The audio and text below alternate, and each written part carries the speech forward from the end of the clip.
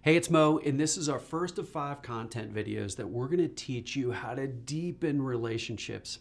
I want to start with this line. A great deal might make your year, but a great relationship can make your entire career. Everybody we teach agrees with that statement. And it's why people love our trainings, because they're all based on the relationship being paramount. Everything you're doing around relationships is going to determine your future success, is going to determine whether you succeed or fail, and how you activate that project, if you will, of deepening relationships, of finding the right new people and following up is going to determine your fate. The first thing I want to cover in this video is that relationship building is a learnable skill. Dr. K. Anders Ericsson, upon his passing, was easily the worldwide expert in expertise. That's a pretty cool gig. He was the expert on experts. And what he found is that any complex skill is both learned and earned. You can learn how to be great at relationships, and we're going to teach you how to do it in this video series. The second bit of science I want to quote is from Adam Grant at Penn, one of the best thinkers about relationships going. In his book, Give and Take, he found that the folks that had mutually beneficial relationships were the most successful. And in a very specific study, he found that extroverts aren't necessarily the best at relationship building.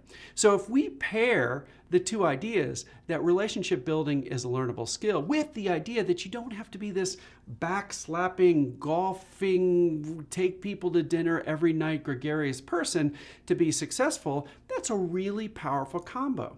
Anybody can be great at growth, and anybody, whether you're an extrovert, an introvert, an ambivert, which is, by the way, what he found is the most successful, no matter who you are, you can be great at these skills. Here's the construct that I want to give you. And we're going to hang everything off what I'm about to say in all these 5 content videos. Here's the deal. There's 3 ways you can think about relationships, and they escalate in their power. The first is sporadic. When you think about relationships in a sporadic fashion, it's the kind of thing where you're on your commute to work, you're like, wow, I should catch up with Jane, it's been a long time. This is where you're sort of keeping track of things in your head. Maybe you do it, maybe you don't. Sporadic does not win. That's letting the universe determine your fate when it comes to relationships. Not optimal, don't do it. One step up from that, which is better but not the best, is sprint. Where sporadic, you're just having things bumble around in your head. With sprint, that looks more like, hey, this year I'm going to go to 4 conferences. Hey, in the next quarter, I'm going to ask 10 people for a referral. These are ways when you're thinking, and it's sort of like you're going to do a specific thing for a specific period of time. That's better than sporadic. Sprint is better than sporadic, but it's not optimal because it has an end date. I'd rather have you do that than sporadic, but the problem with that is you got to remember to do the next sprint. Here is the way to think about relationships. Systems. Sporadic, don't do it. Sprint, it's okay. Systems will win. So what systems thinking around relationships does is it says, hey, I'm going to go to X many conferences every year for the rest of my life. My job is to figure out which ones are optimal and to keep going come heck or high water. Every Friday at 8 a.m., I'm going to shoot an email and I'm going to ask somebody for a referral. That kind of thinking is going to win the day. So whenever you're thinking about the things that I'm going to cover in the next 4 content videos, numbers 2, 3, 4, and 5, I want you to think systems thinking. I'm going to bring this back to you. I'm going to bring you really practical ways to think about systems and relationships.